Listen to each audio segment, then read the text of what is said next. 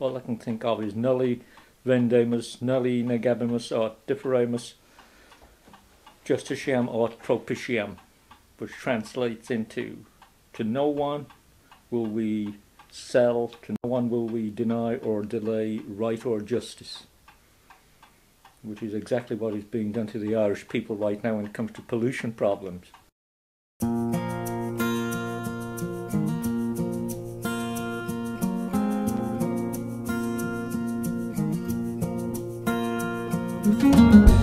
This is my country place, I call home. This is my island, my own familiar ground. And I will make a journey and I'll reach the other side, 'cause I'm looking down the barrel of a gun.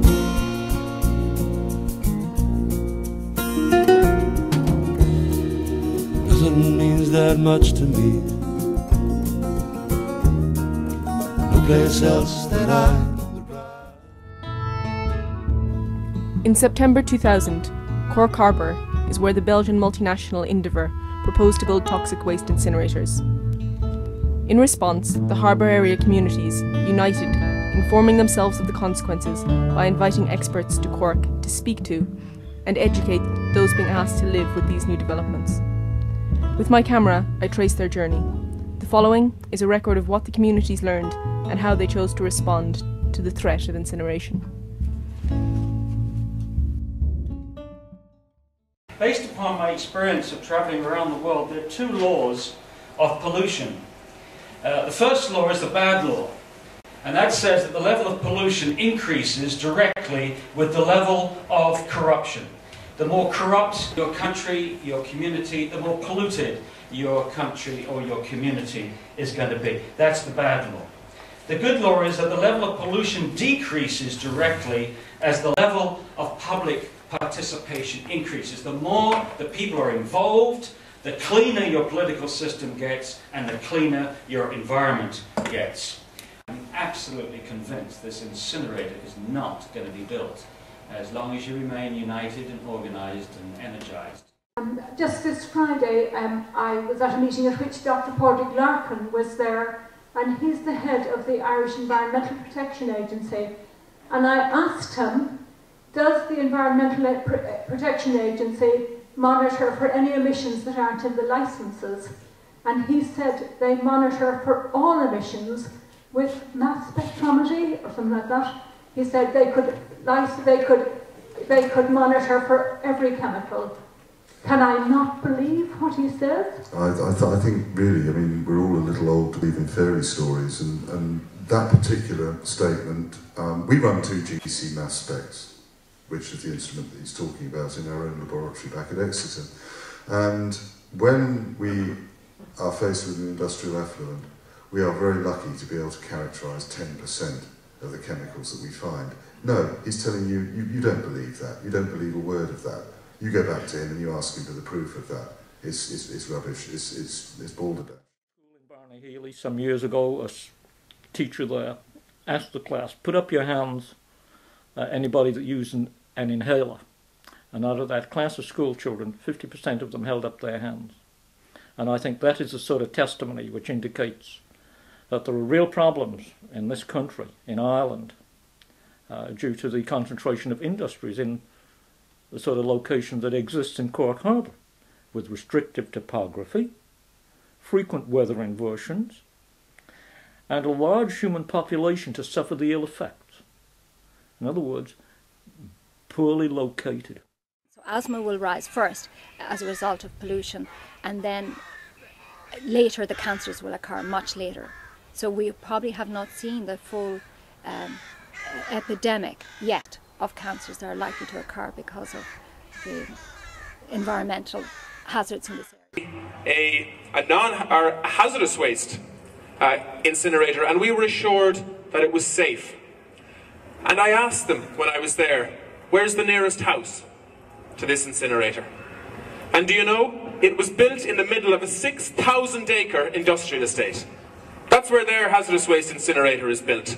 And they're proposing to build one 100 yards from a housing estate in Ringaskiddy. Actually, in terms of dose, long-term cumulative dose, You've got animals on some of these hills. I saw them in Cork Harbour from a distance. I saw them driving out of here, cows on the hills.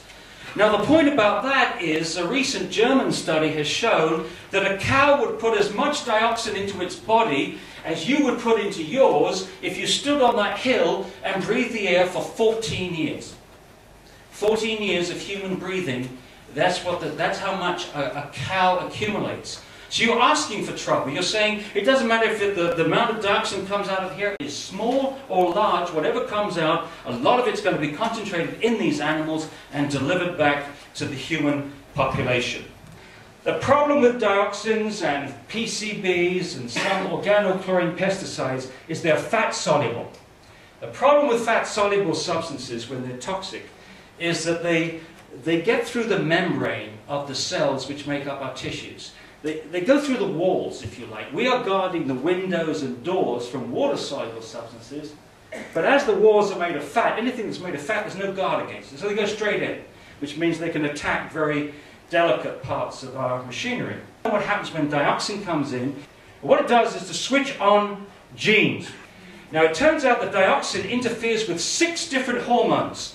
The male and female sex hormones, the thyroid hormones, insulin, glucocorticoid, and gastrin. And the problem with dioxin in a nutshell is the body doesn't break it down. Normally the liver breaks down fat-soluble invaders quickly as it goes through the liver, gets broken down into water-soluble products, and as soon as it's water-soluble you can pee it out, you can screen it through the kidney and it's gone. The trouble with dioxin is that the liver doesn't do it. The liver doesn't convert dioxin into water-soluble products, and so what does it do? It builds up in our fatty tissues. And the man cannot get rid of the dioxin, but the woman can by having a baby. The highest doses go to our smallest human beings, the fetus. A certain number of metals will just go straight up the stack. Mercury being one of them in vapour form. To an extent, cadmium will go straight up the stack in vapour form, and there are 1 or 2 others. As a proportion of the metals that are present in the feedstock will exit the stack in vaporised form and will not be attenuated, will not be captured by the air pollution control devices. And these are really very, very toxic.